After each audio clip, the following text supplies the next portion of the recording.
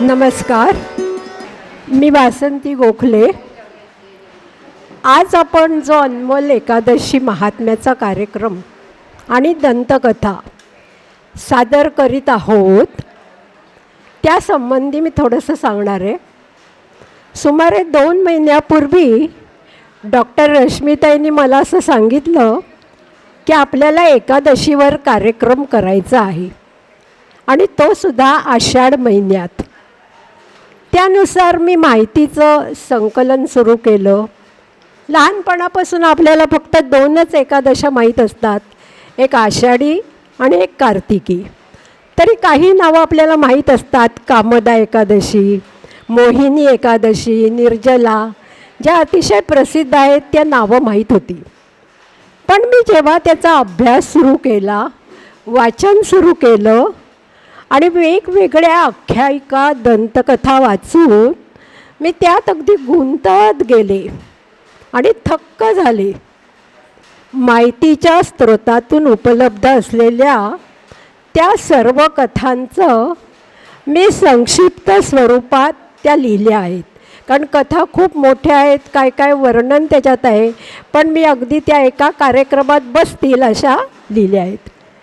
त्यात कोणत्याही व्यक्तीचा, धर्माचा, समाजाचा अवमान करणं किंवा प्रचार करणं हा हेतू नाही. तर विस्मृतीत गेलेला हा खजिना आपल्यासमोर उलगडून दाखवण्याचा केलेला हा एक अल्पसा प्रयत्न आहे आणि त्याबरोबर मनोरंजन तर आहेच आहे. तेव्हा आता पुढील कार्यक्रमासाठी धन्यवाद.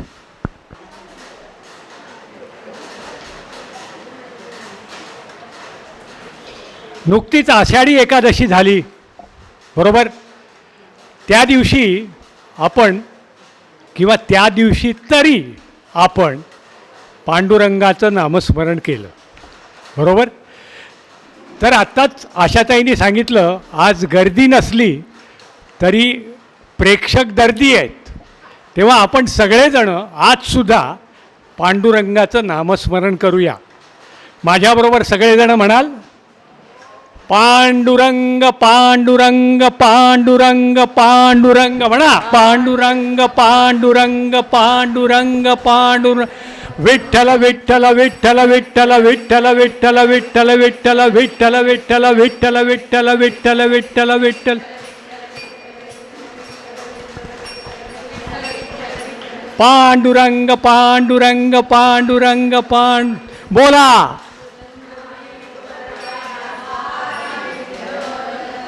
श्री ज्ञानदेव तुकाराम गोपाल कृष्ण महाराज की जय.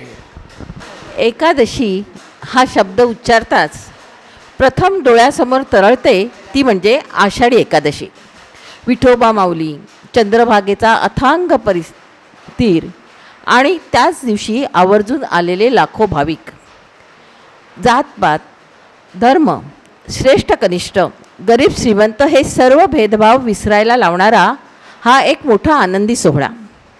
सर्व समभावाचा उद्घोष करणारा अलौकिक असा हा सोहळा. अनेक दिंडींचे आयोजन, तसेच पालख्याही पंढरपुरात येतात आणि पाऊले चालती पंढरीची वाट अशा प्रकारचा जयघोष करत पंढरीच्या पावनभूमीत थडकतात. आषाढी एकादशी आणि बकरी ईद जेव्हा मात्र एकत्र येतात त्या दिवशी पंढरपूरमधील मुस्लिम बांधव पारंपरिक बकरा बलिदान पुढे ढकलतात. हे तर अतिशय उत्तम सर्व धर्म समभावाचं उदाहरण आहे. आषाढी आणि कार्तिके या 2 एकादशा महाराष्ट्रात अत्यंत लोकप्रिय आहेत. जनमानसात तर अत्यंत रुजलेल्या आहेत. परंतु 2च नव्हे तर प्रत्येक महिन्याच्या 2 अशा 24 एकादशा आणि अधिक मासातल्या 2 म्हणजे एकूण 26 एकादशा ह्या आहेत. पण ह्या सगळ्यांनाच वाऱ्या निघत नाहीत. परंतु उपवास आणि सांघिक पूजा मात्र महाराष्ट्रात आणि भारतभर होत असते. उपवासाचे अनेक फायदे हे पुरातन काळापासून आपल्याला माहिती आहेत. परंतु अतिप्राचीन काळापासून चालत आलेल्या या उपवासाची पाळीमुळे ही अनेक दंतकथांमध्ये रुजलेली आहेत. एकादशी व्रताचं पालन का करायचं याची धार्मिक ग्रंथानुसार केली गेलेली मीमांसा अशी आहे.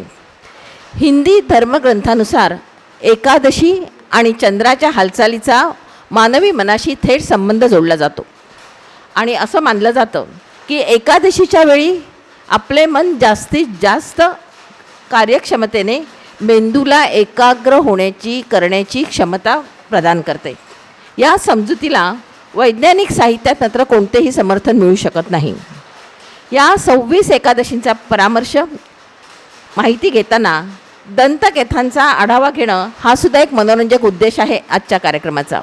दंतकथा म्हणजे तरी काय, तर पूर्वापार पिढी दर पिढी चालत आलेल्या आख्यायिका की ज्या सत्यही आहेत आणि विश्वासार्ह असतील असे मात्र सत्य असतीलच असं नाही आणि विश्वासार्ह असतील असंही नाही.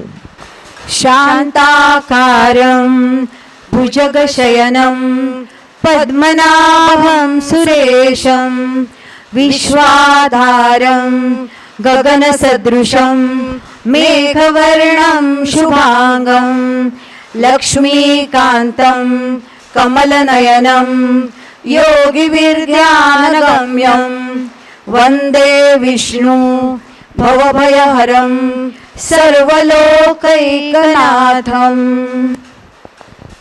प्रत्येक महिन्याच्या प्रतिपदेपासून सुरू होणारी शुक्ल व कृष्ण पक्षातील 11वी तिथी एकादशी या नावाने संबोधिली जाते. शुक्ल एकादशी या स्थितीमध्ये चंद्राचा 75% भाग आपल्याला प्रकाशित दिसतो. तर चंद्रबिंब जेव्हा फक्त 25% प्रकाशित झालेलं दिसतं तेव्हा आपण ती कृष्ण एकादशी आहे असं म्हणतो. भगवान विष्णूंना अत्यंत प्रिय तिथी म्हणून तिची प्रसिद्धी आहे. हरिवासर, हरीला प्रिय असणारी.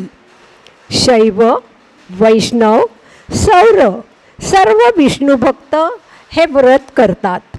स्मार्त व भागवत असे एकादशीच्या बाबतीत संप्रदाय आहेत. कधीकधी एकाच पक्षात स्मार्त व भागवत अशा पाठोपाठ 2 एकादशा येतात. स्मार्त एकादशीला नाव असते तर भागवत एकादशीला नाव नसतं. अधिक महिन्यात शुक्ल पक्षातील एकादशीला कमला पद्मिनी एकादशी तर कृष्ण पक्षातील एकादशीला कमला परम एकादशी असं म्हणतात. या 26 एकादशांमध्ये आषाढी व कार्तिकी एकादशीला अनन्यसाधारण महत्त्व असते. एकदशा म्हणजे एकादशी होय. अंतःकरणाचा एकच विषय म्हणजे एकादशी. वारकऱ्यांना वारीमध्ये व पंढरपुरात इतर काहीही दिसत नाही, फक्त पांडुरंगच तेवढा दिसतो. म्हणूनच म्हणतात, ऐका पंढरीचे महिमान, ऐका पंढरीचे महिमान, राऊळ तितके प्रमाण, तेथील तृण आणि पाषाण, तेही देव जाणावे. हा भाव प्रत्येक भाविकाच्या मनात असतो. अवघे गरजे पंढरपूर, अवघे गरजे पंढरपूर, चालला नामाचा गजर, चालला नामाचा गजर.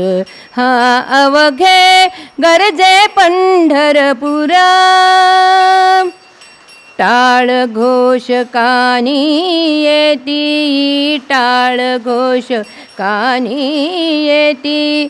ध्यानी विठ्ठलाची मूर्ती, ध्यानी विठ्ठलाची मूर्ती. पांडुरंगी नाहले हो, पांडुरंगी नाहले हो, पांडुरंग नाहले हो. चंद्रभागा तीर, चंद्रभागा तीर अवघे गरजे पंढरपूर, अवघे गरजे पंढरपूर. चालला नामाचा गजर, चालला नामाचा गजर. हा अवघे गरजे पंढरपूर. आषाढी एकादशी. आषाढ महिन्यात शुक्ल पक्षात येणाऱ्या एकादशीला आषाढी एकादशी म्हणतात. 26 एकादशामध्ये आषाढी एकादशी ही महाएकादशी किंवा देवशयनी एकादशी किंवा पद्म एकादशी म्हणून सुद्धा ओळखली जाते. दरवर्षी आषाढी एकादशीला महाराष्ट्राच्या कानाकोपऱ्यातून लाखोंच्या संख्येने वारकरी पायी चालत चालत चंद्रभागेच्या तीरावर विठ्ठलाच्या दर्शनाला मोठ्या उत्साहाने आणि भक्तिभावाने येतात. विठ्ठलाच्या पायावर डोकं टेकल्यानंतर जीवन सार्थक झाल्याचं त्यांना समाधान मिळतं. वारकऱ्यांच्या हृदयात जे विठ्ठलाचे स्थान तेच आषाढी एकादशीचे. वारकरी संप्रदाय मुळातच विचारांचा आणि आचारांचा समन्वय साधणारा संप्रदाय. आळंदीहून ज्ञानेश्वरांची, देहूहून तुकारामांची, त्र्यंबकेश्वराहून निवृत्तीनाथांची, पैठणहून एकनाथांची दिंडी, तर उत्तर भारतातून कबीराची पालखी येते. माणूस घडवणारी ही वारी ज्ञानेश्वर माऊलींच्या पूर्वीपासून सुरू आहे. देवशयनी एकादशीच्या 2 कथा प्रसिद्ध आहेत. पहिली कथा कुंभदत्त्याचा पुत्र मृदुमान्य याची. त्याने केलेल्या कठोर तपामुळे भगवान शंकराकडून त्याला अमरपद मिळाले होते. पण एका स्त्रीच्या हातून तुझा मृत्यू होईल असा सशर्त वर मिळाला. उन्मत्त होऊन त्याने देवांवर स्वारी केली. शंकरासह सर्व देव भयभीत होऊन चित्रकूट पर्वतावर धात्री वृक्षातळी एका गुहेत जाऊन तोडून बसले. त्यावेळी एकवटलेल्या त्यांच्या श्वासातून एक महान शक्ती देवता निर्माण झाली. ती म्हणजे एकादशी देवी. मृदुमान्य राक्षसाला ठार मारून तिने सर्व देवांची मुक्तता केली. त्या दिवशी पाऊस पडत असल्यामुळे सर्व देवांना पर्जन्याच्या धारेत स्नान घडले व गुहेत लपून बसल्यामुळे उपवास घडला. त्या दिवसापासून एकादशीचे व्रत म्हणून उपवास करण्याचा प्रघात सुरू झाला. दुसरी कथा रघुवंश कुळातील मांधाता राजाची. त्याच्या हयातीत दुष्काळ, पूर कधीच आले नाहीत. सर्वकडे सुखाची नांदी होती. परंतु अकस्मात प्रचंड दुष्काळ पडला. 3 वर्ष अन्न, धान्य, जल यांचा भीषण तुटवडा झाल्याने सर्व व्यवहार बंद पडले. इतक्यात राजाची आणि अंगिरा मुनींची भेट झाली. मांधाता राजाने अत्यंत दुःखाने सर्व प्रजाजनांवर कोसळलेल्या संकटाचे कारण त्यांना विचारले. त्यावर त्यांनी उत्तर दिले की तुझ्या प्रजाजनांपैकी धर्मशास्त्राच्या विरुद्ध एक क्षुद्र तपस्या करत आहे आणि या पापामुळे हे संकट कोसळले आहे. तेव्हा या क्षुद्राला ठार मारून सुखसमृद्धी आणावी लागेल. याला राजाने स्पष्ट नकार दिला आणि क्षुद्राला त्रास दिला नाही. अंगिरा मुनींनी अखेरीस राजाला देवशयनी एकादशीचा उपवास करण्यास सांगितले आणि त्याला पापापासून मुक्ती मिळाली. या दंतकथेचा संपूर्ण जनमानसावर आणि इतिहास प्रवाहावर विलक्षण परिणाम झाला आणि जाती धर्माच्या पलीकडील मानवतावादाची दिशा दाखवली गेली. उठ पंढरीच्या राया वाढ वेळ झाला. उठ पंढरीच्या राया वाढ वेळ झाला. थवा वैष्णवांचा दारी दर्शनासी आला. दर्शनासी आला. उठ पंढरीच्या राया उठ पंढरीच्या राया. पूर्व दिशा उमटे भानू घुमे वारियाचा वेणू. दूर वेणू त्याचा सुगंधात नाला. सुगंधात नाला. उठ पंढरीच्या राया उठ पंढरीच्या राया. उठ पंढरीच्या राया. चातुर्मास आणि कार्तिकी एकादशी. कार्तिक महिन्यात शुक्ल पक्षात येणाऱ्या एकादशीला प्रबोधिनी एकादशी, कार्तिकी एकादशी किंवा देव उठणी एकादशी असं म्हणतात. असं मानतात की आषाढी एकादशीच्या दिवशी भगवान विष्णू हे क्षीरसागरात शेषनागावर योगनिद्रेस जातात आणि योगनिद्रेतून बाहेर येऊन पुन्हा एकदा या सृष्टीच्या पालनाचा कार्यभाग स्वीकारतात. ते कार्तिकी एकादशीला आणि म्हणून आषाढी एकादशीला देवशयनी एकादशी म्हणतात आणि कार्तिक शुक्ल एकादशीला प्रबोधिनी एकादशी किंवा देव उठणी एकादशी असं म्हणतात. आषाढी एकादशीपासून कार्तिकी एकादशीपर्यंतच्या कालखंडाला चातुर्मास असं म्हणतात. या 4 महिन्यात अनेक सण येतात. भाविक लोक व्रतवैकल्ये करतात. तुळशी विवाहाची सुरुवातही कार्तिकी एकादशीपासूनच होते.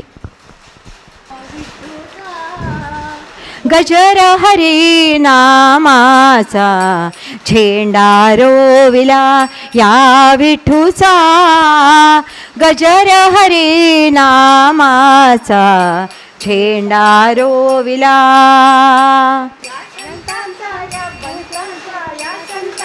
या बंतांचा ळांचा मेळा रोविला या विठूचा.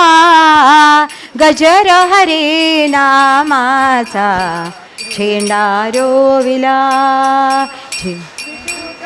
गजर हरिनामाचा झेंडा रोविला विठूचा. गजर हरिनामाचा झेंडा रोविला विठूचा. गजर हरिनामाचा झेंडा रोविला. झेंडा रोविला. झेंडा रोविला. आता कार्तिकी एकादशीची कथा बघूया.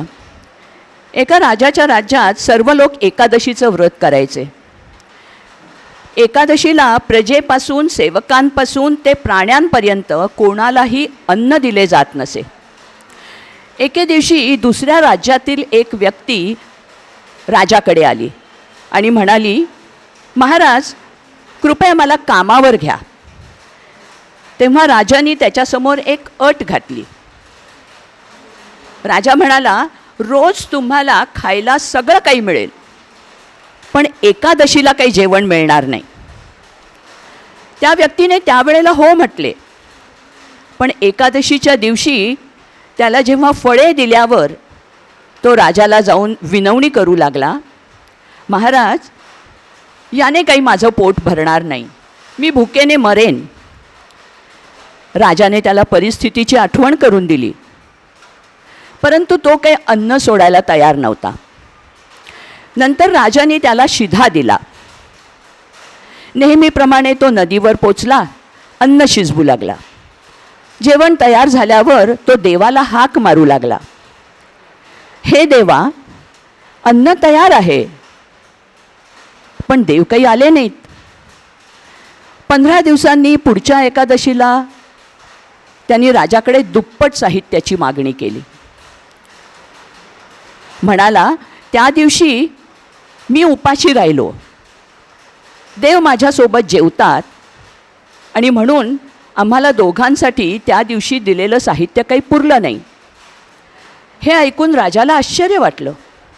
राजा म्हणाला, तुझ्याबरोबर देव जेवतात यावर माझा काही विश्वास नाही. मी नेहमीच व्रतवैकल्य पूजा अर्चा करत असतो, पण मला काही कधी देव दिसलेला नाही आहे. राजाने त्याचं म्हणणं पडताळून पाहण्यासाठी त्याला पुन्हा शिधा दिला आणि त्याच्या हालचालींवर लक्ष ठेवले. अन्न शिजवून संध्याकाळपर्यंत देवाला हाक मारूनसुद्धा देव आला नाही. तेव्हा त्यांनी देवाला विनवणी करायला सुरुवात केली. हे देवा, आता तू आला नाहीस तर मी नदीत उडी टाकून जीव देईन. प्राण त्यागण्याच्या त्याच्या या दृढ निश्चयाला पाहून भगवान प्रकट झाले आणि त्याच्याबरोबर एकत्र जेवायला बसले. जेवण झाल्यावर भगवान आपल्या निवासस्थानी निघून गेले. त्याचं मन शुद्ध असल्यामुळे उपवास न करतासुद्धा मनापासून उपवास केल्यामुळे त्याला स्वर्ग प्राप्त झाला. चैत्र शुक्ल एकादशी म्हणजेच कामदा एकादशी ही पहिल्या वर्षातली पहिली एकादशी. भगवान श्रीकृष्ण आणि युधिष्ठिर यांच्या संवादातनं ही कथा पुराणकथा मांडलेली आहे. प्राचीन काळी भोगीपूर नावाच्या गावात पुंडरीक नावाचा राजा राहत होता. त्या शहरात अनेक अप्सरा, किन्नर आणि गंधर्व राहत होते. त्या राज्यातील अप्सरा ललिता आणि गंधर्व किन्नर ललित यांच्यासोबत राहत होती. या दोघांचे अतिशय एकमेकांवरती प्रेम होते आणि एकमेकांपासून विरही त्यांना सहन होत नव्हता. एकदा नृत्य आणि गायन चालू असताना राजदरबारी ललितला ललिता दरबारात नाही असं लक्षात आलं आणि त्याचा गाण्यातला ताल चुकायला लागला. तो चुकत असल्यामुळे सभेत उपस्थित असलेल्या कर्कोटक नावाच्या विषारी सापाला या बिघडलेल्या तालाचं रहस्य लक्षात आलं आणि त्यांनी पुंडरीक राजासमोर हे रहस्य उलगडून दाखवलं आणि त्याला कळलं. आणि यामुळे अत्यंत क्रोधित झालेल्या पुंडरीक राजाने ललितला म्हटलं, अरे पापात्म्या, आपल्या स्त्रीच्या कामासक्तीमुळे तू दरबाराचा रसभंग केलासच आणि नृत्यसभेत विसंवाद घडवून आणलास. आणि असे म्हणून त्यांनी ललितला नरभक्षक होण्याचा शाप दिला. लगेचच ललितला राक्षसाचे रूप मिळाले. हे ऐकून त्याच्या पत्नीला खूप वाईट वाटलं. ती शृंग ऋषींच्या आश्रमात गेली आणि त्यांनी शृंग ऋषींनी तिला कामदा एकादशीचे व्रत करण्याचा सल्ला दिला. ते व्रत केल्यानंतर तिच्या पतीची राक्षस योनीतून सुटका झाली खरी आणि म्हणूनच त्याला चैत्र शुद्ध एकादशीला कामदा एकादशी असं नाव पडलं. तन आणि मन शुद्ध राहण्यासाठी, संतुलित करण्यासाठी हे व्रत करतात. सर्व प्रकारच्या मनोकामना पूर्ण होतात अशी भाविक लोकांची श्रद्धा आहे. तारी गाते गाते गीत विठ्ठलाचे, एक तारी गाते गाते गीत विठ्ठलाचे. वाळवंटी ध्वजा ध्वजा वैष्णवांची नाचे, एक तारी गाते गाते गीत विठ्ठलाचे, एक तारी गाते. पुढची एकादशी वरुथिनी एकादशी. चैत्र महिन्यातील कृष्ण पक्षातील एकादशीला वरुथिनी एकादशी असं म्हणतात. या दिवशी विष्णूच्या वराह अवताराचे पूजन करून विष्णू सहस्रनामाचे पठण करतात. यमराज आणि यमलोकांच्या भयापासून मुक्त होण्यासाठी वरुथिनी एकादशीचे व्रत आवश्यकच आहे असे श्रीकृष्णांनी राजा युधिष्ठिराला तेव्हा सांगितलं होतं. प्राचीन काळी नर्मदा नदीच्या काठी मांधाता नावाचा राजा राज्य करीत होता. तो अत्यंत दानशूर व तपस्वी होता.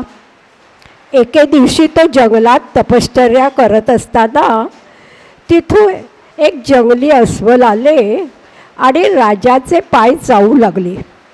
राजा पूर्वीप्रमाणेच तपश्चर्येत गढून गेला होता. काही वेळाने राजाचा पाय चावत असताना अस्वलाने त्याला ओढायला सुरुवात केली. राजा खूप घाबरला, पण क्रोध आणि हिंसा न करता त्याने भगवान विष्णूची प्रार्थना केली. करुणापूर्वक भगवान विष्णूंना हाक मारली. त्यांची हाक ऐकून भगवान श्रीहरी विष्णू प्रकट झाले आणि त्यांनी अस्वलाला चाकाने मारले. अस्वलाने राजाचा पाय आधीच खाल्ला होता. राजाला सुद्धा खूप दुःख झालं. त्याला दुःखी पाहून भगवान विष्णू म्हणाले, हे वत्सा, दुःख करू नकोस. मथुरेला जा आणि वरुथिनी एकादशीचे व्रत करून माझ्या वराह अवताराच्या मूर्तीची पूजा कर. त्याच्या प्रभावाने तुझे पाय परत मजबूत होतील. या अस्वलाने तुझा पाय चावला आहे, तो तुझ्या मागच्या जन्माचा गुन्हा होता. परमेश्वराच्या आज्ञेनुसार राजा माधांताने मथुरेला जाऊन वरुथिनी एकादशीचा उपवास केला. या प्रभावामुळे राजा लवकरच पुन्हा देखणा आणि अंगाने परिपूर्ण झाला. त्याला स्वर्ग प्राप्त झाला.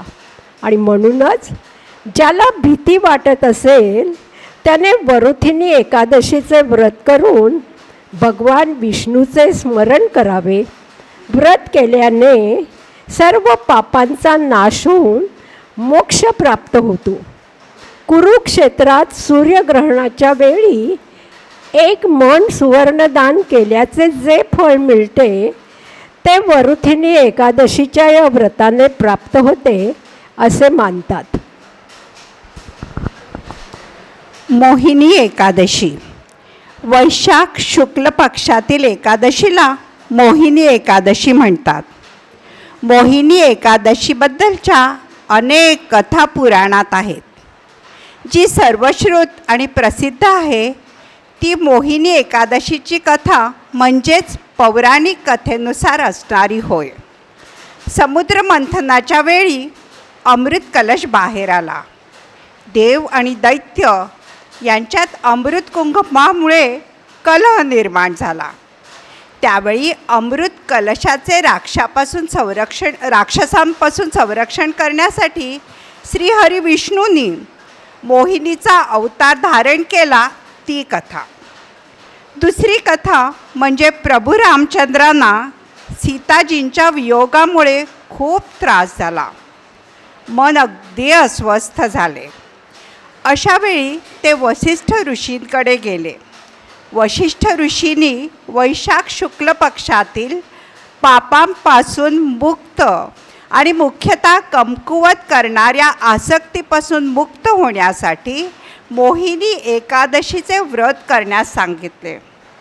प्रभू रामचंद्रांनी ते व्रत पूर्ण केल्याचा उल्लेख आढळतो. तर तिसरी कथा म्हणजे सरस्वती नदीच्या किनारी भद्रावती राज्यावर धृतिमान नावाचा सहिष्णू आणि सत्यवादी राजा राज्य करीत होता.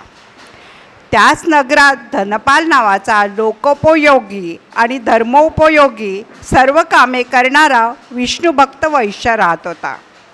या धनपालाचा 5वा पुत्र दृष्टबुद्धी अतिशय दुराचारी, पापी, व्यभिचारी निघाला. त्याच्या पित्याने त्याला राज्याबाहेर हकलून लावले.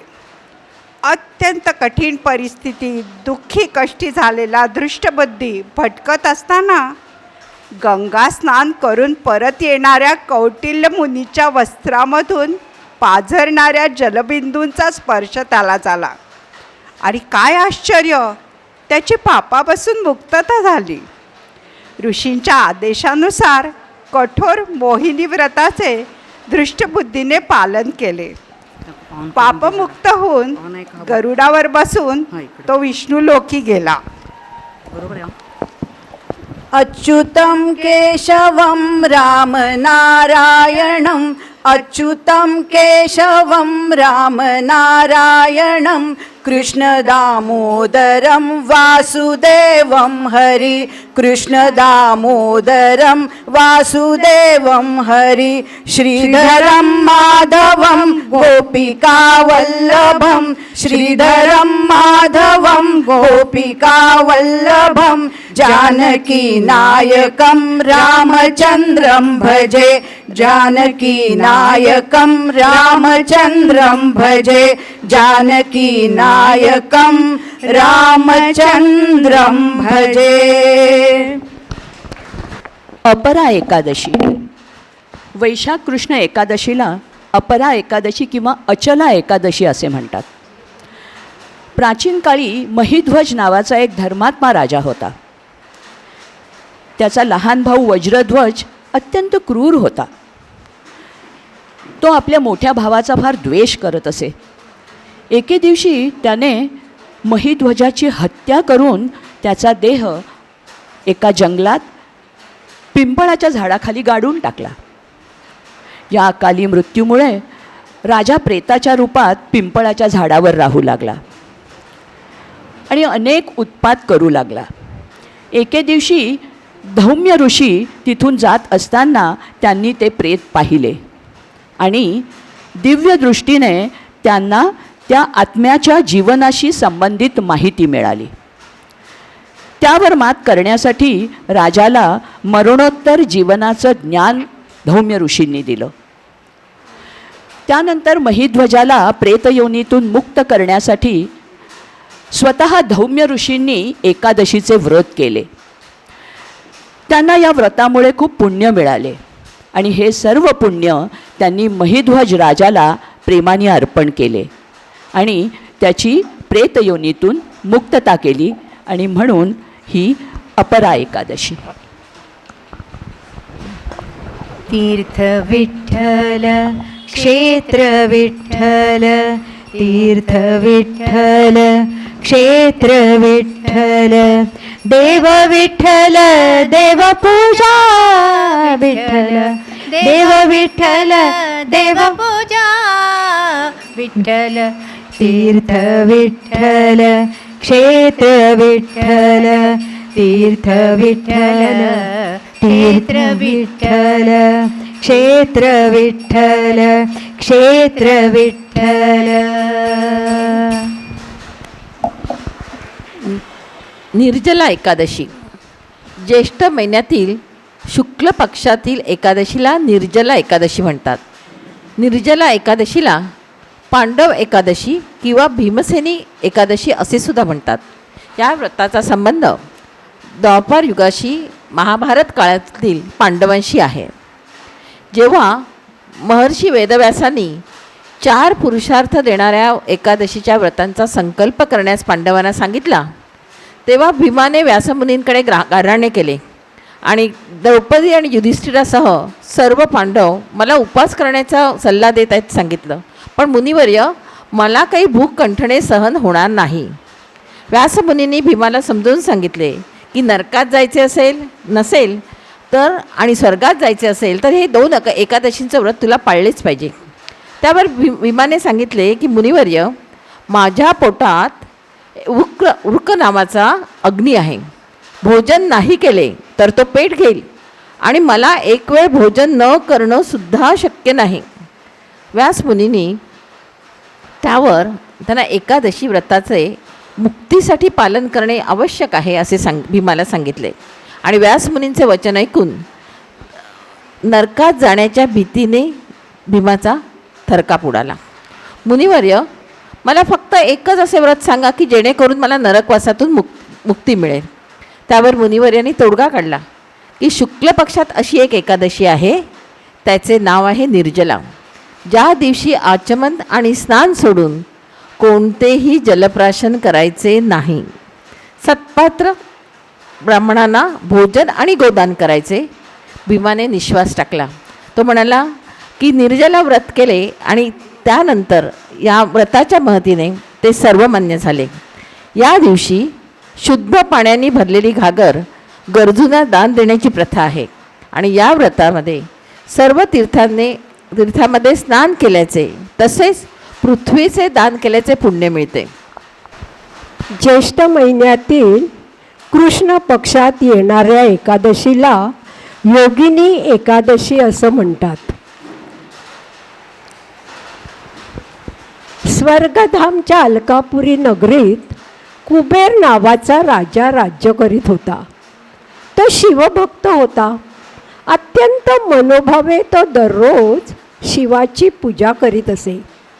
त्याच्याकडे हेमाली नावाचा यक्षसेवक माळी पूजेसाठी फुले आणत असे. हेमालीला विशालाक्षी नावाची सुंदर पत्नी होती. एके दिवशी त्यांनी मानस सरोवरातून फुले आणली, पण पत्नीवर मोहित होऊन फुले त्यांनी स्वतःजवळच ठेवली आणि पत्नीसोबत आनंद लुटू लागला. पूजेला दुपारची वेळ झाली तेव्हा राजाने क्रोधित होऊन आपल्या सेवकाला हेमालीने अजून का फुलं आणली नाहीत हे शोधण्यास सांगितले. जेव्हा राजाला समजले की तो आपल्या पत्नीसोबत आनंद करत आहे तेव्हा त्यांनी हेमालीला बोलावण्याची आज्ञा केली. भीतीने थरथरत हेमाली राजासमोर हजर झाला. त्यांनी हेमालीला त्याला पाहून राजा कुबेर खूप क्रोधित झाला आणि त्यांनी त्याला शाप दिला, तू तुझी बायको गमावशील, मृत्यूलोकात जाशील आणि कुष्ठरोगी जीवन व्यतीत करशील. कुबेराच्या या शापामुळे तो लगेचच स्वर्गातून पृथ्वीवर पडला, कुष्ठरोगी झाला. मृत्यूलोकात येताना त्याने भयंकर दुःख भोगले, परंतु शिवाच्या कृपेने त्याची बुद्धी कलंकित झाली नाही. तो हिमालय पर्वताच्या दिशेने निघाला. चालता चालता तो तपस्वी मार्कंडेय ऋषींच्या आश्रमात पोचला. तेव्हा त्यांनी संपूर्ण कथा मार्कंडेयांना तशीच्या तशी झाल्याप्रमाणे सांगितली. त्यांनी मार्कंडेय ऋषींना अगदी खरेपणाने सत्य सांगितले. त्यामुळे मार्कंडेय ऋषींनी खुश होऊन त्याला ज्येष्ठ महिन्यातील कृष्ण पक्षातील योगिनी एकादशीचे व्रत करण्यास सांगितले. हेमालीने व्रत सुरू केले आणि या व्रताच्या प्रभावामुळे तो परत आपल्या मूळ स्वरूपात परतला आणि पत्नीसोबत आनंदाने राहू लागला. दर्शन दे रे भगवंता, दर्शन दे रे भगवंता. किती अंता पहाशी अनंता, किती अंता पहाशी अनंता. दर्शन दे रे भगवंता, दर्शन दे रे भगवंता. माय पित्याची सेवा पुंडलिकाची, माय पित्याची सेवा पुंडलिकाची. भक्ती पाहिली तू गोऱ्या कुंभाराची, भक्ती पाहिली तू गोऱ्या कुंभाराची. तैसे येणे भावे तुझे कृपावंता, तैसे येणे भावे तुझे कृपावंता. दर्शन दे रे भगवंता, दर्शन दे रे भगवंता. दर्शन दे रे भगवंता. कामिका एकादशी. आषाढ महिन्यातील कृष्ण पक्षातील येणाऱ्या एकादशीला कामिका एकादशी असे म्हणतात. ही कथा भगवान ब्रह्मदेवाने जगाच्या हितासाठी नारदांना सांगितली होती. ब्रह्महत्या आणि भ्रूणहत्या इत्यादी पापांचा नाश करणारे हे कामिका एकादशीचे व्रत आहे. प्राचीन काळी एका गावात एक क्षत्रिय पैलवान राहत होता. तो खूप रागीट होता. एके दिवशी या पैलवानाचे ब्राह्मणाशी भांडण झाले. रागाच्या भरात पैलवानाने ब्राह्मणाची हत्या केली. त्यामुळे त्याला ब्रह्महत्येचा दोष लागला. ब्रह्महत्येसाठी दोषी ठरल्याने सर्व समाजाने त्याच्यावर बहिष्कार टाकला. त्यावेळी पैलवानाला आपली चूक समजली. आता त्याला प्रायश्चित्त करायचे होते. एक दिवस त्याने ऋषींना पाप दूर करण्याचा मार्ग विचारला. तेव्हा ऋषींनी पैलवानाला कामिका एकादशीचा उपवास व व्रत करण्याचा सल्ला दिला. त्यांच्या सांगण्यावरून त्याने कामिका एकादशीचे व्रत पूर्ण केले. त्याची भक्ती आणि प्रायश्चित्त घेण्याची खरी भावना लक्षात घेऊन भगवान विष्णू प्रसन्न झाले आणि त्याला ब्रह्महत्येच्या दोषापासून मुक्त केले. श्रावण पुत्रदा एकादशी किंवा पवित्रोपना पवित्रा एकादशी. श्रावण महिन्यातील शुक्ल पक्षात येणाऱ्या एकादशीला पुत्रदा एकादशी असे म्हणतात. अनेक गायींचे दान केल्याने पुण्य मिळते अशी समजूत लोकांच्यात आहे. पुत्रदा एकादशी निमित्त पंढरपूरचे विठ्ठल मंदिर आकर्षक फुलांनी आरास करून सजवतात. अपत्यप्राप्तीसाठी त्यांना दीर्घायुष्य प्राप्त व्हावे यासाठी भाविक पुत्रदा एकादशीचं व्रत करतात. प्राचीन काळात एका नगरात महिजित नावाचा राजा राज्य करीत होता. अपत्य नसल्यामुळे तो अत्यंत दुःखी होता, पण आपल्या प्रजेची अत्यंत कळकळीने काळजी घेत असे. आपल्या राजाचे दुःख त्याच्या मंत्र्यांना न पाहवल्याने ते एक दिवस लोमेश ऋषींना भेटायला गेले. राजाला पुत्र नसल्याचे सांगून त्यावर कोणते उपाय करावेत असे मंत्र्यांनी लोमेश ऋषींना विचारले. मागील जन्मात महिजित राजाने एकादशीच्याच दिवशी तहानलेल्या गाईला आणि तिच्या वासराला हकलून देऊन सरोवरातील पाणी स्वतः पिऊन प्रथम स्वतःची तहान भागवली होती आणि त्यामुळे राजा निपुत्रिक राहिला आहे असं लोमेश ऋषींनी मंत्र्यांना सांगितलं. राजाला पुत्रप्राप्ती होण्यासाठी मंत्र्यांना श्रावण शुक्ल एकादशीचं व्रत ठेवण्याचा आणि दुसऱ्या दिवशी राजाला दान करण्याचा सल्ला लोमेश ऋषींनी दिला. कालांतराने राजाला पुत्रप्राप्ती झाली. तेव्हापासून भाविक पुत्रदा एकादशीचे व्रत करतात. पुत्र आपल्या आईवडिलांची वृद्धापकाळात काळजी घेतो, तसेच त्याच्या पश्चात सर्व धार्मिक विधी करण्याचा त्यालाच अधिकार असल्यामुळे पुत्रदा एकादशीला अत्यंत महत्त्व दिले गेले आहे. अजा किंवा अन्नदा एकादशी. श्रावण महिन्यातील कृष्ण पक्षातील एकादशीला अजा किंवा अन्नदा एकादशी म्हणतात. हरिश्चंद्र राजाची गोष्ट आपल्याला माहिती आहे. हरिश्चंद्र राजाने आपला महाल विश्वामित्र ऋषींना दान केल्याचे स्वप्नात पाहिले. तेव्हा सचोटी व प्रामाणिकपणासाठी प्रसिद्ध असलेल्या राजा हरिश्चंद्राने आपले संपूर्ण राज्य विश्वामित्र ऋषींच्या स्वाधीन केले. आपली पत्नी, मुलगा, स्वतःलाही त्याला चांडाळाला विकावे लागले आणि तो चांडाळांचा गुलाम झाला. पण त्याने सत्याची बाजू मात्र कधीही सोडली नाही.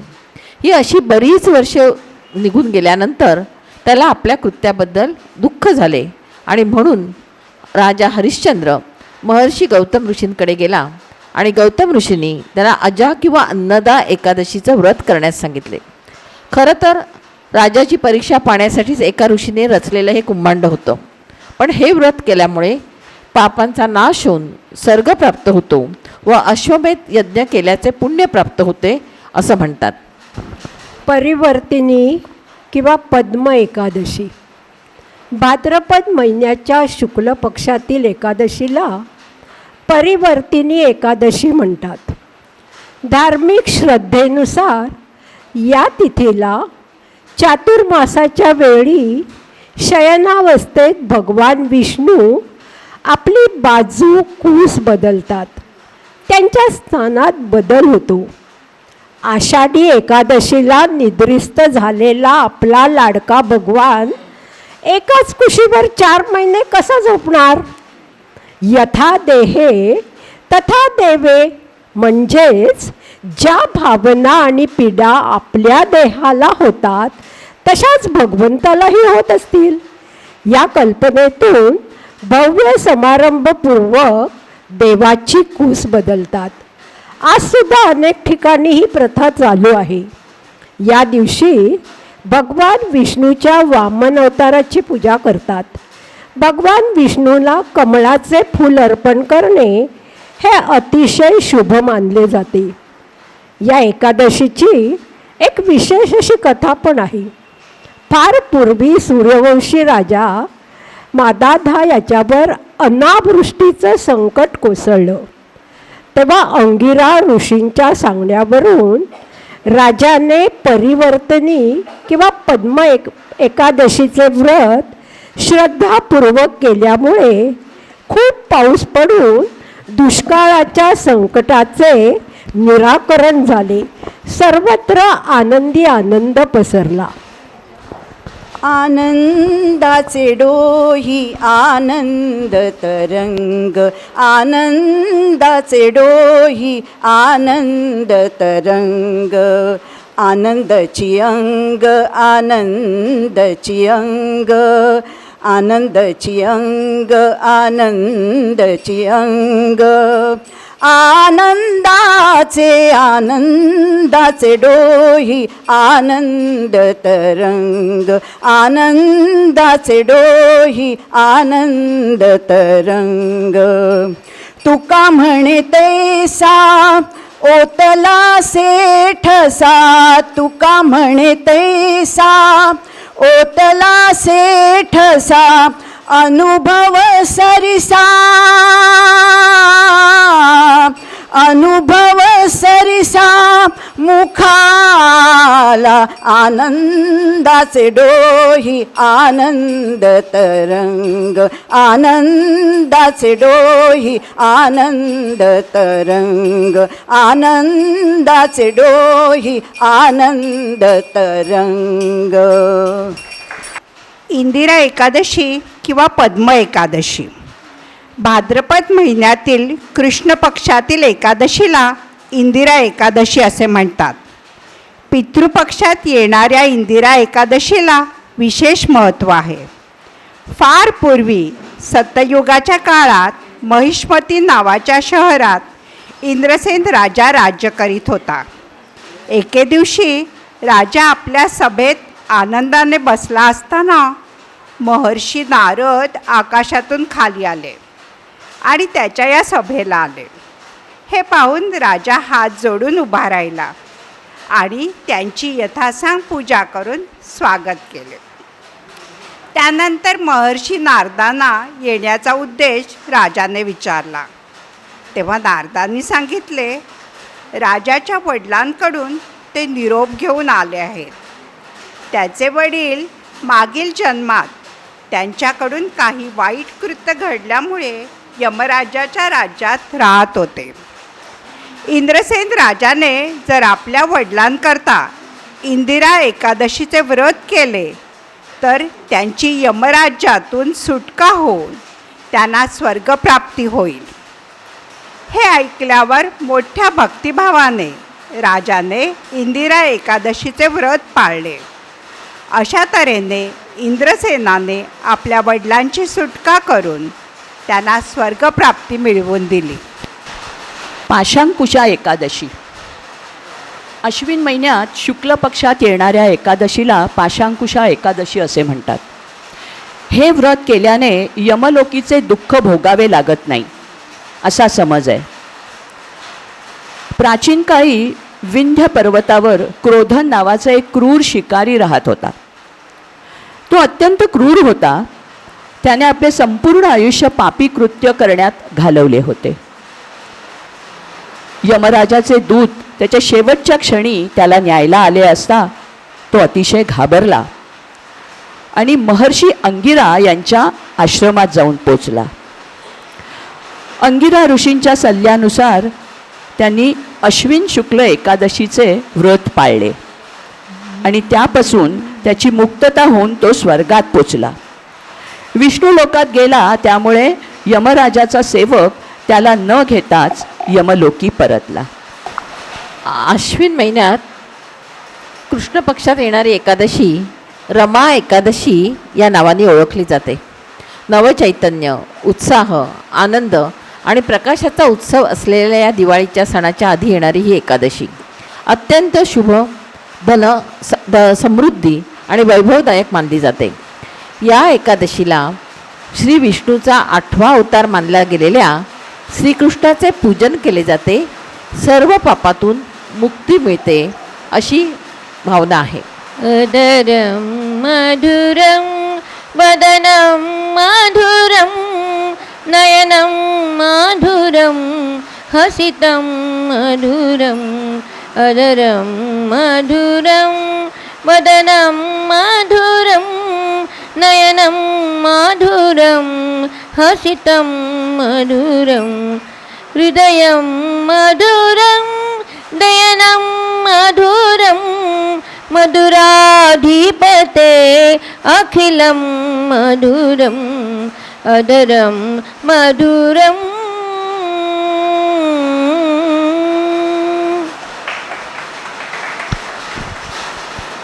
अनेक वर्षापूर्वी मुचुकुंद नावाचा राजा राज्य करीत होता. इंद्र, यमराज, त्याचप्रमाणे कुबेर या सर्वांशी त्याचे अतिशय सख्य होते, मैत्री होती. तो सर्व धार्मिक तत्वांचे अतिशय कडकपणे पालन करीत असे. त्याला चंद्रभागा नावाची सुपुत्री होती. तिचा विवाह चंद्रसेन नावाच्या राजाचा पुत्र शोभन याच्याशी झाला.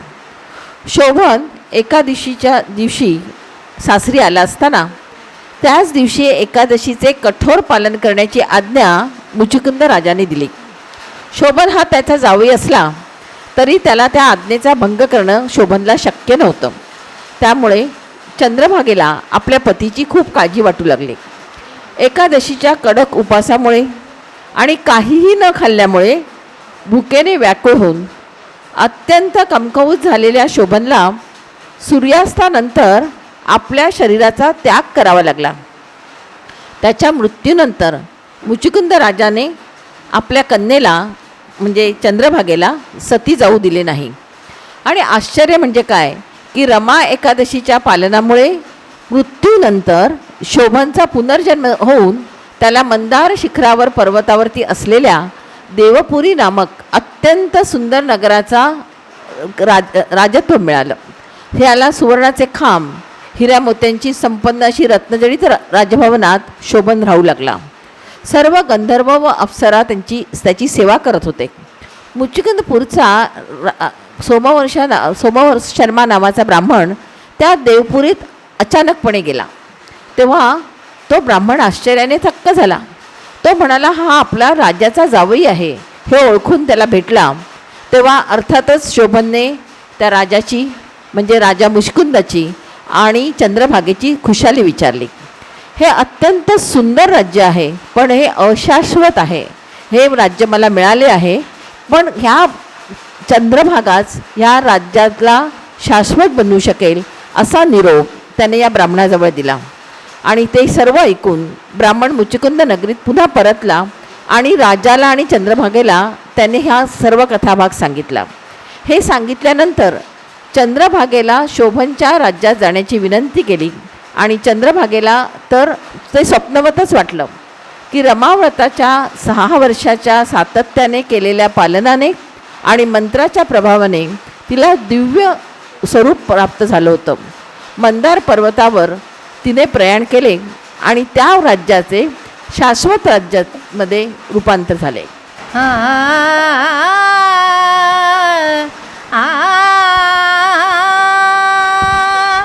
अमृताहुनी गोड नाम तुझे देवा, नाम तुझे देवा. अमृताहुनी गोड नाम तुझे देवा, नाम तुझे देवा, मन माझे केशवा, मन माझे केशवा, काबान घे, काबान घे, अमृताहुनी गोड, नाम तुझे देवा, नाम तुझे देवा. हरिदास गरजती हरिनामच्या कीर्ती, हरिदास गरजती हरिनामच्या कीर्ती, नये माझ्या चित्ती नामा म्हणे, नये माझ्या चित्ती नामा म्हणे, अमृताहुनी गोड, नाम तुझे देवा, नाम तुझे देवा, अमृताहुनी गोड, नाम तुझे देवा, नाम तुझे देवा. उत्पत्ती किंवा उत्पन्ना एकादशी. कार्तिक महिन्यातील कृष्ण पक्षात येणाऱ्या एकादशीला उत्पत्ती किंवा उत्पन्ना एकादशी असं म्हणतात. सत्ययुगात देवतांमध्ये भय आणि चिंता उत्पन्न करणारा ब्राह्मण कुलोत्पन्न असुर नंदी जंग आणि त्याचा बलशाली कुप्रसिद्ध मूर नावाचा पुत्र यांची ही कथा आहे. नूर राक्षसाला स्वतःच्या शक्तीचा खूप गर्व झाला होता. त्याने स्वर्गावर आक्रमण करून देवराज इंद्र व इतर सर्व देवांना पराभूत केले. इंद्र, अग्नी, चंद्र, वरुण, वायू, ईश या सर्वांचे अधिकारही काढून घेतले, त्यांचा पराभव केला. सर्व देव भयभीत होऊन भगवान विष्णूकडे गेले. म्हणूनच श्री विष्णू स्वतः नूर राक्षसावर चाल करून गेले. 10,000 वर्ष हे बाहुयुद्ध चालू होतं. युद्ध अनेक वर्ष चालल्यामुळे भगवान विष्णू थकले आणि ते बद्रिकाश्रम नामक गुहेत जाऊन आराम करू लागले. नूर राक्षस श्री विष्णूंच्या मागे गुहेतही गेला. श्री विष्णू ध्यानस्थ असताना त्यांच्यावर प्रहार करण्याचा राक्षसाचा मानस होता. तेवढ्यात विष्णू निद्रावस्थेत असताना त्यांच्या शरीरातून एक देवी प्रकटली. उत्पन्न झालेल्या देवीने मूर राक्षसाचा वध केला. मूर राक्षसाचा वध केल्यामुळे भगवान श्री विष्णू देवीवर अतिशय प्रसन्न झाले.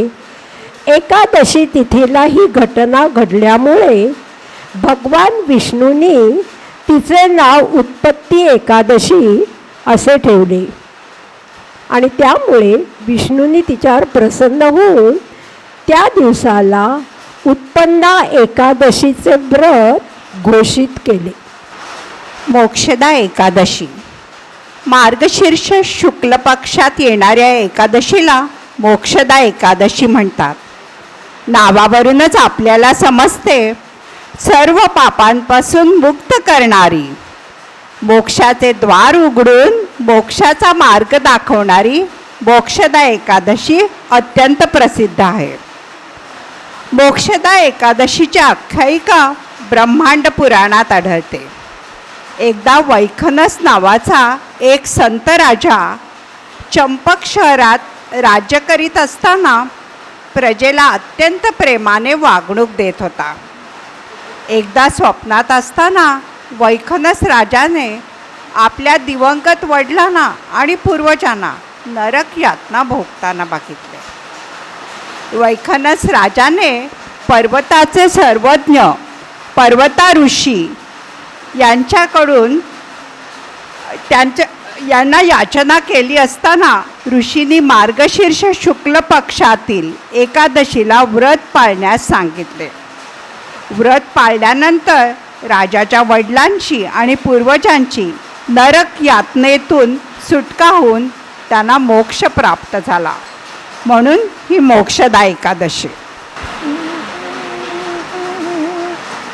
भेटी लागी जीवा लागली से आस, भेटी लागी जीवा लागली से आस, पाहे रात्रं दिवस, पाहे रात्रं दिवस, वाट तुझी भेटी लागी जीवा लागली से आस, भेटी लागी जीवा लागली से आस. पौर्णिमेचा चंद्रमा चकोरा जीवन, पौर्णिमेचा चंद्रमा चकोरा जीवन, तैसे माझे मन हो, तैसे माझे मन, वाट पाहे भेटी लागी जीवा लागली से आस, भेटी लागी जीवा लागली से आस. सफला एकादशी. मार्गशीर्ष महिन्यातील कृष्ण पक्ष एकादशीला सफला एकादशी असं संबोधलं जातं. नावावरूनच आपल्याला समजतं की सफला एकादशी यश तसेच कामात सफला प्राप्त करून देते, म्हणून सफला एकादशी. पद्मपुराणानुसार चंपावती नावाच्या सुंदर नगरीत महिष्मत या राजाचे राज्य होते. महिष्मताचा ज्येष्ठ पुत्र लुभांक हा पापी, लुटारू, परस्त्री गमन करणारा, लंपट, ब्राह्मणांचा निंदक अशा दुराचारात गुरफटून गेला होता. त्याचा त्रास राजाला जाणवू लागल्यामुळे एके दिवशी राजाने त्याला राज्याबाहेर हकलून दिले. त्यावेळी तो जंगलात जाऊन राहू लागला. परंतु त्याला त्याच्या स्वभावामुळे कोणी काही मदत करत नसे. कसा बसा बिचारा पाला पाचोळा खाऊन दिवस रेटत होता. अशा वेळी मार्गशीर्ष महिन्यातील कृष्ण पक्षातील एकादशीला त्याला काहीच खायला मिळाले नाही. रात्री भुकेने कळवळत असताना त्यांनी भगवान विष्णूकडे पापांची क्षमा याचना केली आणि प्रायश्चित्त मागितले. त्याने कळत नकळत केलेल्या सफल एकादशीच्या उपवासाने पापकर्मातून त्याला मुक्ती मिळाली. त्यामुळे राजा महिष्मत याने त्याला परत राज्यात बोलावले. श्री विष्णू आणि श्रीकृष्ण यांना शरण गेलेल्या लुभांकला अखेरीस पुत्रप्राप्ती झाली आणि राज्यप्राप्तीही झाली. अशी सफलता मिळाली म्हणून हा दिवस सफला एकादशी म्हणून ओळखला जाऊ लागला. पौष महिन्यातील शुक्ल पक्षात येणाऱ्या एकादशीला पौषपुत्रदा एकादशी म्हणतात. पौराणिक काळात भद्रावतीपुरी शहरात सुकेतुमान नावाचा राजा राज्य करीत होता. त्याला मूलबाळ नव्हते म्हणून तो नेहमी चिंतित असायचा. मृत्यूनंतर आपल्याला अग्नी कोण देणार, आपल्या पूर्वजांचे तर्पण कोण करणार, आणि पूर्वजन्मी केलेल्या पापामुळेच हे भोग आपल्या नशिबी आहेत हे त्याच्या लक्षात आलं. त्यामुळे आत्मघात करण्याच्या विचाराने तो घनदाट जंगलात निघून गेला. परंतु आत्मघात हे सुद्धा महान पाप असल्याचे त्याच्या लक्षात आले. त्याला खूप तहान लागली असताना एका सरोवराजवळ तो पोचला. मग त्याच ठिकाणी अनेक ऋषींचे आश्रम होते. ते भगवान श्री हरी विष्णूची पूजा करत होते. तेव्हा राजाने प्रथम आपली तहान भागवली आणि नंतर तो ऋषींच्या आश्रमात गेला. ऋषींनी दिलेल्या सल्ल्यानुसार त्यांनी उपोषणाचा व पुत्रदा एकादशीचा संकल्प केला व त्याप्रमाणे व्रत केले. वर्षभरातच त्याला पुत्रप्राप्ती झाली आणि म्हणूनच हा दिवस पुत्रदा एकादशी या नावाने ओळखला जातो. अबीर गुलाल अबीर गुलाल अबीर गुलाल उधळीत रंग अबीर गुलाल उधळीत रंग रंग रंग अबीर गुलाल उधळीत रंग. नाथा घरी नाचे माझा सखा पांडुरंग नाथा घरी नाचे माझा सखा पांडुरंग नाथा घरी नाचे माझा सखा पांडुरंग. अबीर गुलाल अबीर गुलाल उंबरठ्यासी कैसे शिव आम्ही जातीहीन उंबरठ्यासी कैसे शिव आम्ही जातीहीन. रूप तुझे कैसे पाहू त्यात आम्ही दीन रूप तुझे कैसे पाहू त्यात आम्ही दीन.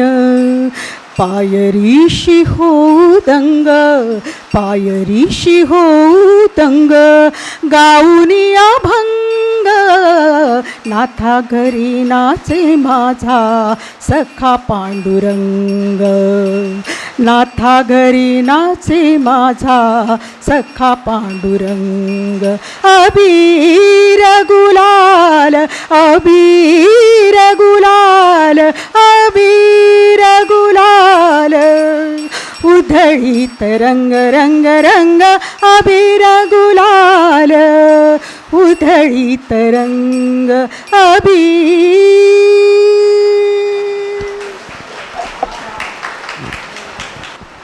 षट्टिला एकादशी. पौष महिन्याच्या कृष्ण पक्षातील एकादशीला षट्टिला एकादशी असे म्हणतात. नारद मुनींच्या विनंतीवरून भगवान विष्णूंनी षट्टिला एकादशीची कथा सांगितली आहे. प्राचीन काळी ब्राह्मणाची पत्नी ब्राह्मणी पृथ्वीवर राहत होती. तिच्या पतीचा मृत्यू झाला होता. ती भगवान विष्णूंची परमप्रिय भक्त होती. एकदा त्या ब्राह्मणीने महिनाभर उपास करून भगवान विष्णूंची पूजा केली. व्रताच्या प्रभावाने तिचं शरीर शुद्ध झालं. पण ती कधी ब्राह्मणांना किंवा देवांना अन्नदान करीत नसे. त्यामुळे ती वैकुंठात राहूनही अतृप्त राहिली. एकदा भगवान विष्णू त्या ब्राह्मणीकडे स्वतः भिक्षा मागायला गेले. त्यावेळी ब्राह्मणीने मातीचा गोळा उचलून त्यांच्या हातावर ठेवला. तो मातीचा गोळा घेऊन भगवान विष्णू वैकुंठात गेले. काही काळातच शरीर सोडून ती सुद्धा वैकुंठाला गेली. वैकुंठात गेल्यावर तिला एक रिकामी झोपडी आणि आंब्याचे झाड दिसले. तिला आश्चर्य वाटले. तिने कधीही कोणाला अन्नदान केले नाही आणि प्रत्यक्ष विष्णूंना सुद्धा मातीचा गोळा दिला होता, म्हणून हे असं घडलं होतं. भगवान विष्णूने तिला महाल अर्पण केला, पण अन्नधान्य आणि पैसे न मिळाल्यामुळे घाबरून जाऊन भगवान विष्णूंनाच ती शरण गेली. त्यांनी तिला षट्टिला एकादशीच्या व्रताचे नियम सांगितले. ब्राह्मणांना दान केल्यावर तिचे घर अन्नधान्य आणि पैशांनी भरून गेले. दानाचे महत्त्व सांगणाऱ्या एकादशीची ही कथा.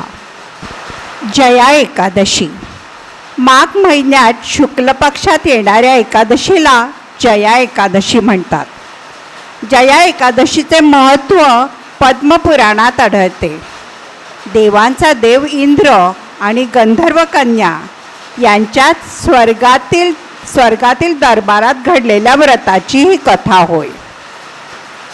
चित्रसेन आणि मालिनी यांची कन्या पुष्पवंती आणि तिच्या सौंदर्यावर मोहित झालेला पुष्पदंत गंधर्वपुत्र माल्यवान एकदा इंद्राच्या दरबारात त्याला प्रसन्न करण्यासाठी नृत्य करत होते. अन्य अप्सरांसह नृत्य गायन करीत असताना परस्पर आकर्षणाच्या संमोहित अवस्थेत विचलित होऊन नृत्य गायनातील ताल ठेका त्यांचा चुकला. तात्काळ अपमानित इंद्राने पुष्पवंती आणि मौल्यवान यांना मूर्ख अशी अवहेलना करून पिशाच योनीत जन्माला याल असा शाप दिला. हिमालयात पिशाच योनीत प्रचंड दुःख भोगल्यानंतर नरक यातनातून मुक्ती मिळवण्यासाठी माघ महिन्यातील एकादशीला अन्न पाणी ग्रहण न करता कोणत्याही सजीवाची हत्या न करता त्यांनी उपवासाचे पालन केले, जागरण केले.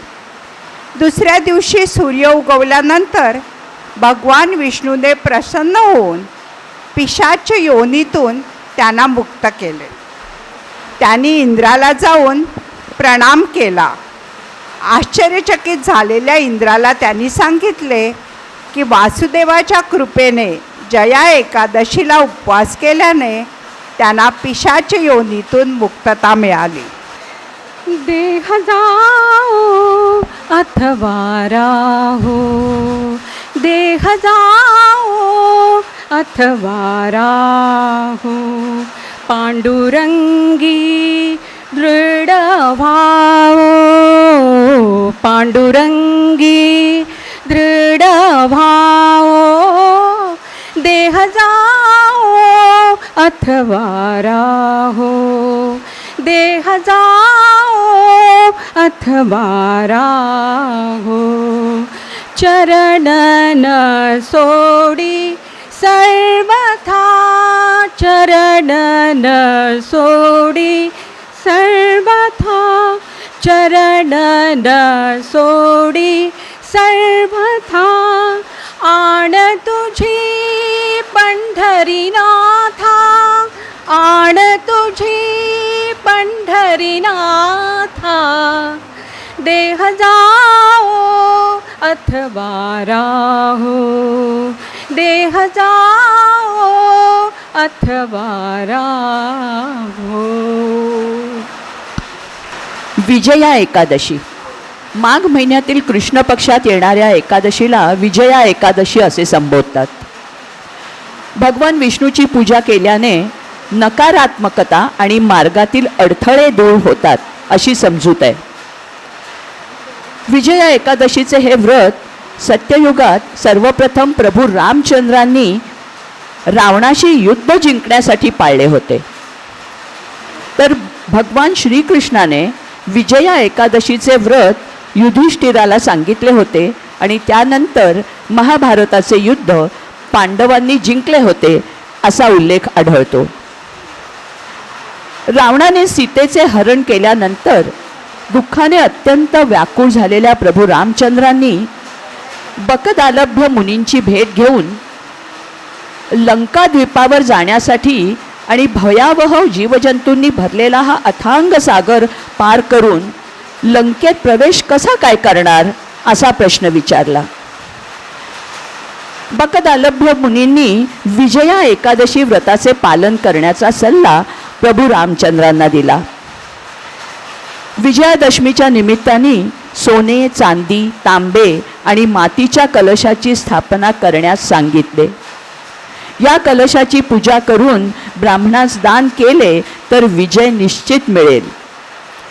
विजया एकादशीचे व्रत केल्यामुळे प्रभू रामचंद्रांनी रावणावर विजय मिळवला आणि म्हणून ही विजया एकादशी. फाल्गुन महिन्यातील शुक्ल पक्षातील एकादशीला आमलकी एकादशी म्हणतात.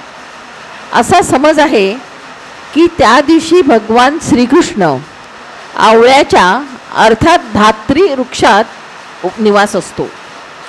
भारतात बहुतेक राज्यात आमलकी एकादशीचा उत्सव साजरा केला जातो. शास्त्रीय दृष्टीने आवळा अत्यंत उपयुक्त औषधी असल्यामुळे हा वृक्ष पूजनीय आहे. ब्रह्मदेवाने सृष्टीची रचना केली त्याचवेळी आवळ्याच्या वृक्षाला ही जन्म दिला अशी वदंत आहे. म्हणून या दिवशी आवळ्याच्या झाडाची मनोभावे पूजा करतात. आधीच्या जन्मात शिकारी असलेल्या वसुरथाने हे व्रत ऐकले होते. तेवढ्या पुण्याईवरच पुढील जन्मात त्याला राज्यपद आणि वैभव तसेच सुख मिळाले. भविष्यात समृद्धी प्राप्त व्हावी, सुखसमाधान लाभावे यासाठी हे व्रत केले जाते.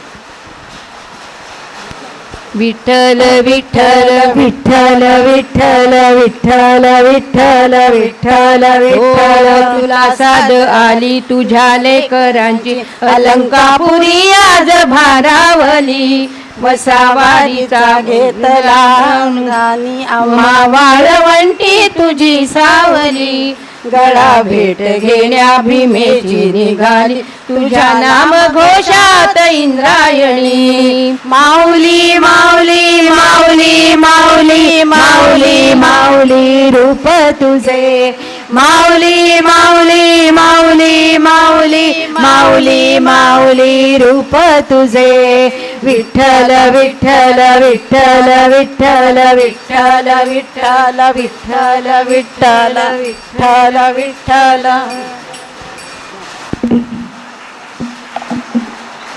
पापमोचिनी एकादशी. फाल्गुन महिन्यातील कृष्ण पक्षातील एकादशीला पापमोचिनी एकादशी म्हणतात.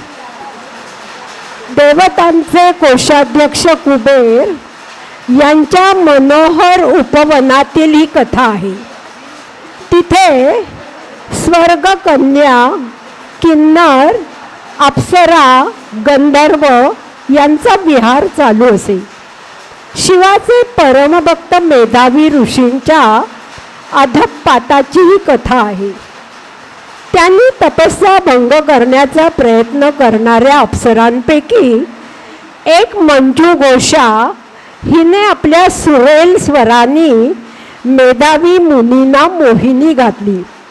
त्याचवेळी शंकराने भस्म केलेल्या कामदेवाने त्यांच्या शरीरात प्रवेश केला आणि समोर आलेल्या मंजू घोषाच्या ते स्वाधीन झाले. त्यामुळे तपश्चर्याचा भंग झाला. अशा तऱ्हेने मेधावी ऋषींनी कामक्रीडेत तब्बल 57 वर्षे घालवली.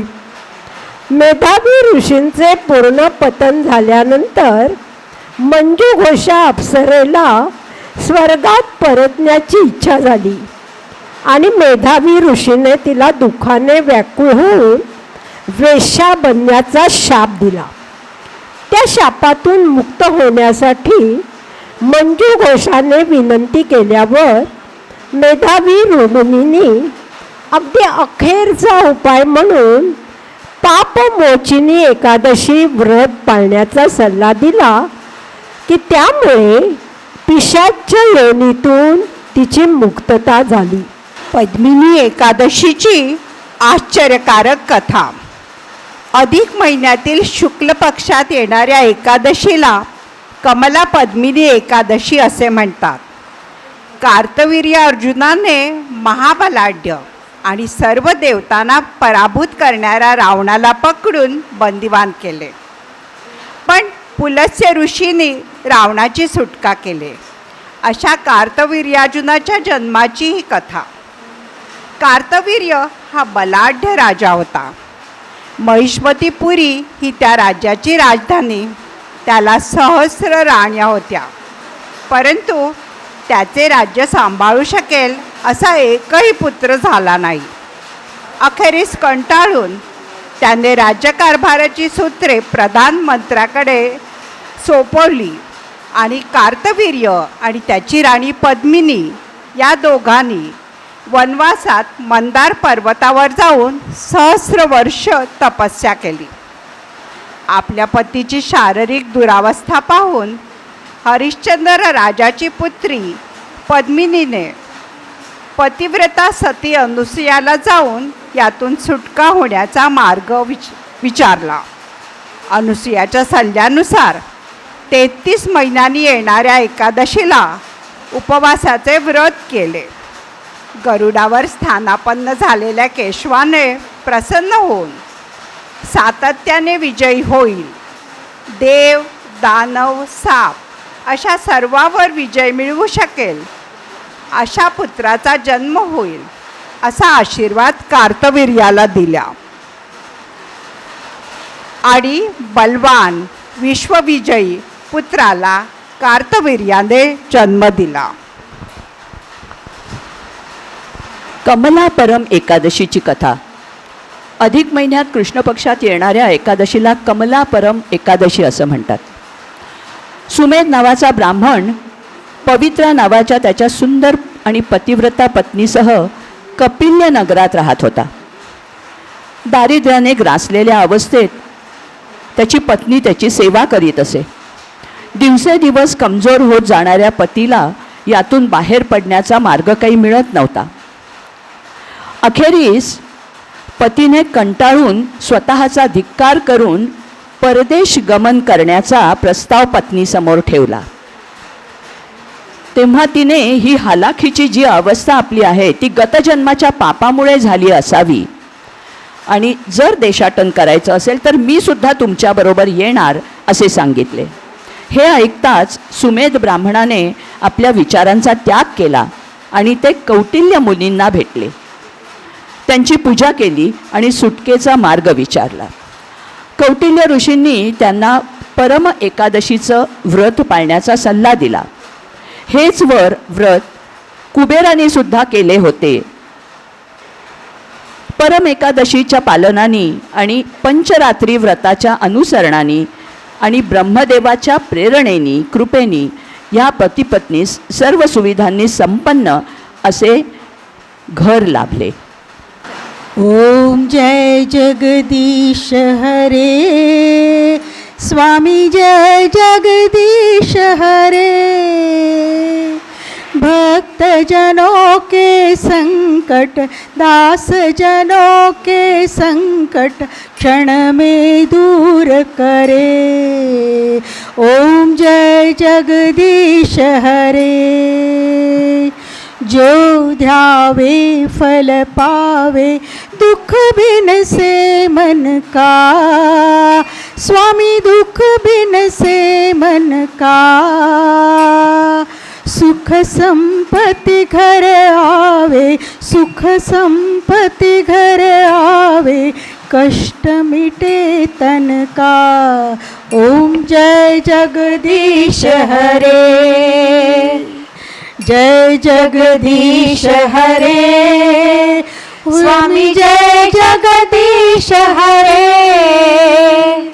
भक्त जनों के संकट, दास जनों के संकट क्षण में दूर करे. ओम जय जगदीश हरे.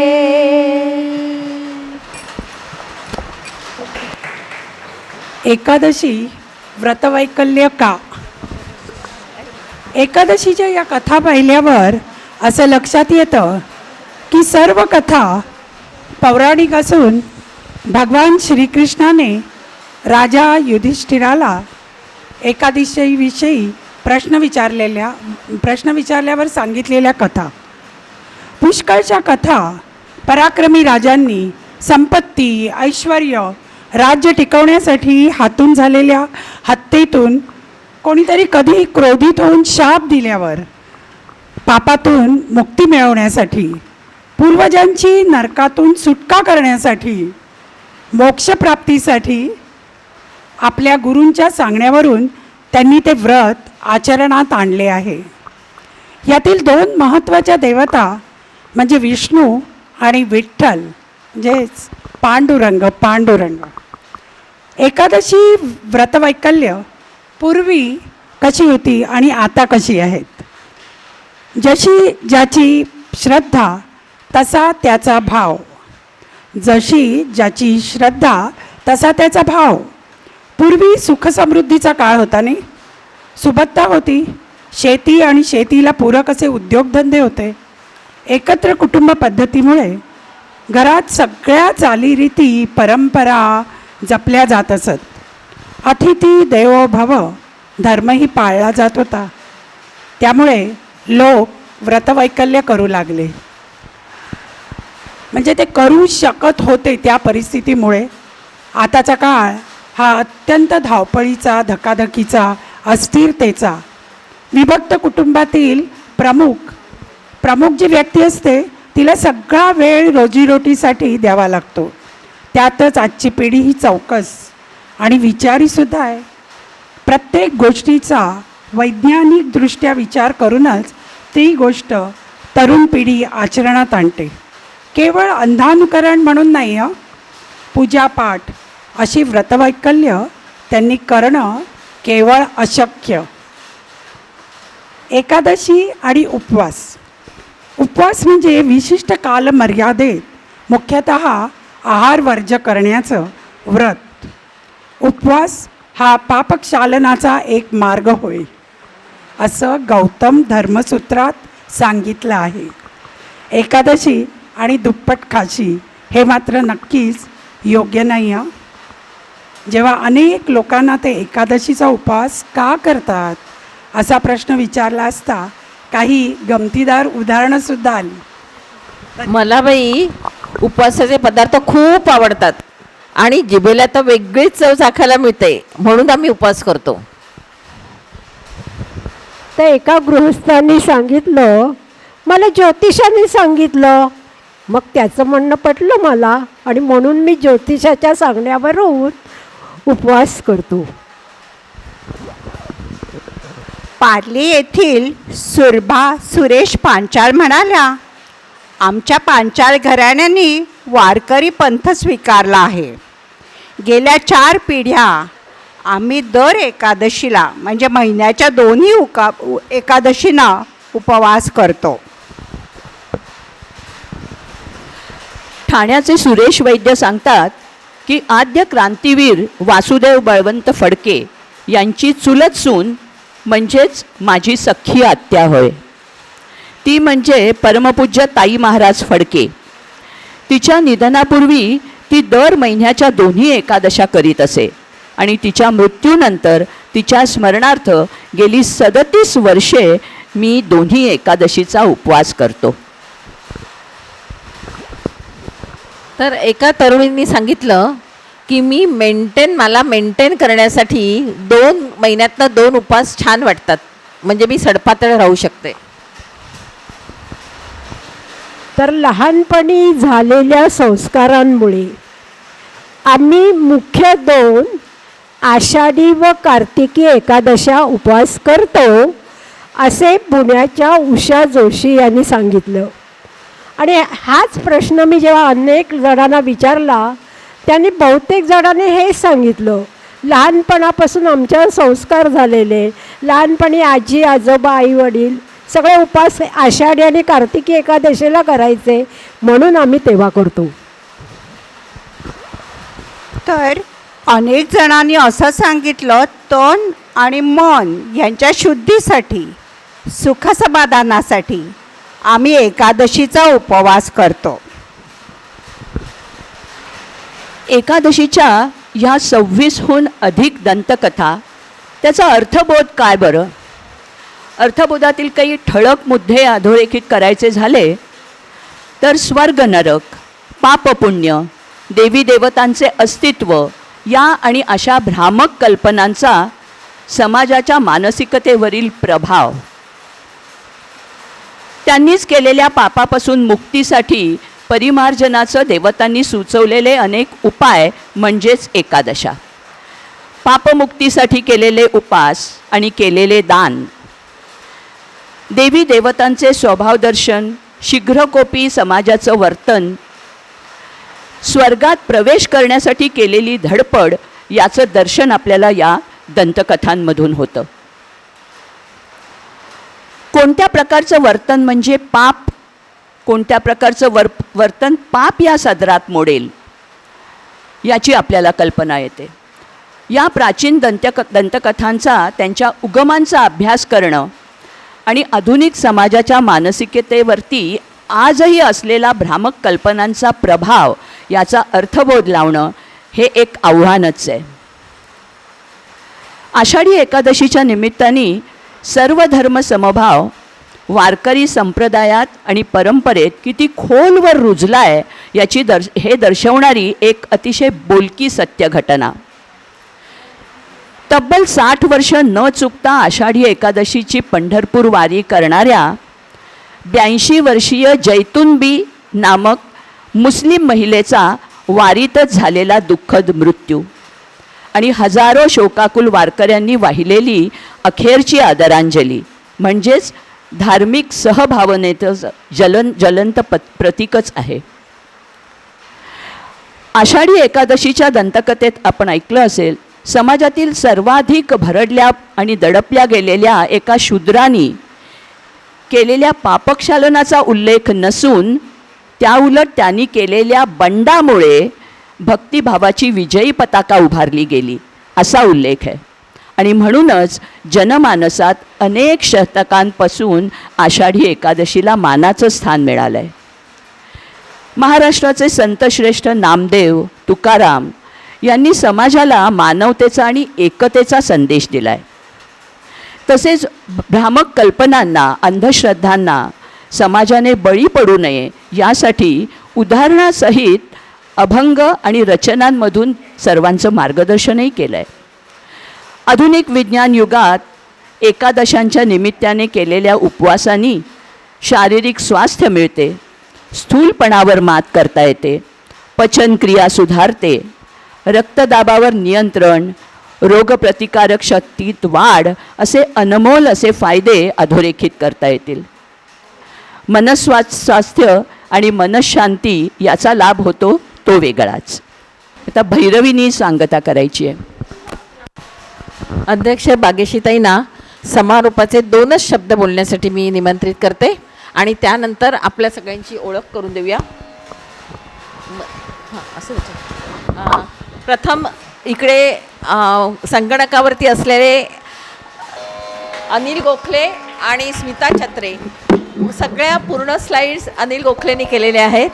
स्वतः त्याच्या म्हणजे एकादशीवरती काय त्याला म्हणतात ना 1% सुद्धा त्यांचा विश्वास नाही आणि तरीसुद्धा केवळ आपल्याला सपोर्ट करायचा म्हणून त्यांनी केला आणि म्हणूनच त्यांनी मला विचारलं की हा कार्यक्रम का करता. त्यामुळे त्यांच्याशी अर्धा तास डिस्कशन झाल्यानंतर हा कार्यक्रम सादर झालेला आहे. मला वाटतं सगळे एकादशीच्या महात्म्याने प्रभावित झालेले आहेत. किती जण आता एकादशी करतात ते आता बघूया. फार छान रीतीने त्याची संहिता केली होती. वासंतीने लिहिली होती ती. तिचं अतिशय अभिनंदन. मला असं वाटतं की असे कार्यक्रम तुम्हाला आवडतील अशी इच्छा आहे मला. आणि असं वाटतं की तुम्हाला काय वाटलं हे जरा प्लीज कळवा आम्हाला. त्याच्यानंतर त्याप्रमाणे असे कार्यक्रम पुन्हा पुन्हा व्हावेत की नाही याचा विचार करता येईल. सगळ्यांचंच अभिनंदन. खूप सुंदर संहिता वाचायला मिळाली. काही तर आपल्याला माहितीच नव्हत्या. एवढं वाचणंसुद्धा आपल्याला आता शक्य नाही आहे.